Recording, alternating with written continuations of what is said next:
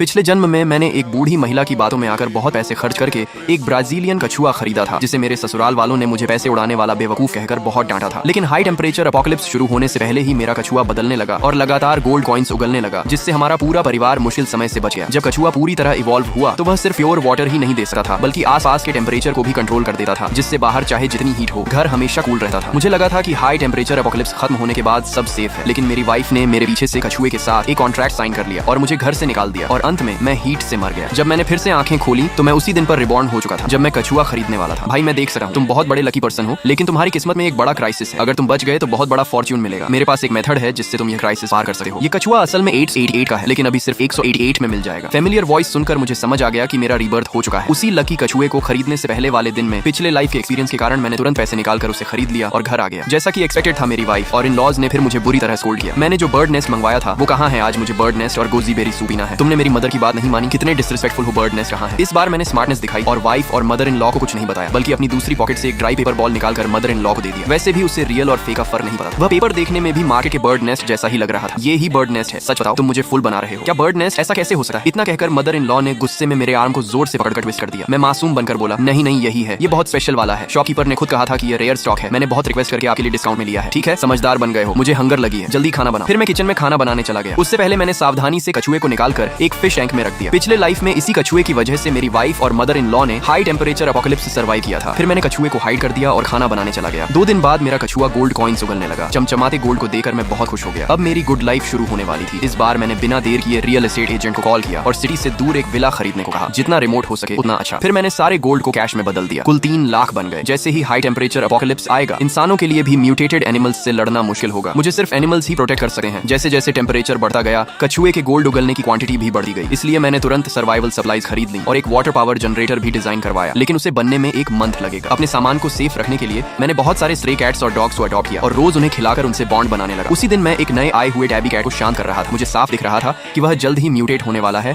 और जल्दी ही उसकी इंटेलिजेंस अवेकन हो जाएगी। मैंने एक प्लेट में फ्रेश मीट रखा और तभी सामने वाले घर का ओल्ड मैन आ गया। वह मुझसे हमेशा फाइट करता था। पिछले लाइफ में भी वही मेरी वाइफ के कान भरकर मुझे घर से निकलवाने का रीजन बना था और मुझे हीट से मरने दिया था। इस बार उसने मुझे इतने अच्छे मीट से कैट को खिलाते देखा तो वह एंग्री हो गया। इतना अच्छा मीट एनिमल्स को दे रहे हो, पागल हो क्या? तू पागल है? ओह, अब रिप्लाई भी देने लगा, इसीलिए तेरी मदर इन लॉ तुझे फुल कहती है। इतना कहकर वह चला गया और मेरा फेस वाइट पड़ गया। वह फिर से कंप्लेंट करने गया था। वह मेरी वाइफ का फर्स्ट लव था और बाद में मदर इन लॉ ने उसे रिजेक्ट कर दिया था, जैसा कि एक्सपेक्टेड था। मेरी वाइफ और इन लॉज तुरंत आ गए और मुझे क्वेश्चन करने लगे। मेरी वाइफ ने कैट का बाउल पलट दिया और बोली, इंसान को ठीक से फूड नहीं मिल रहा और तुम कैट को खिला रहे हो।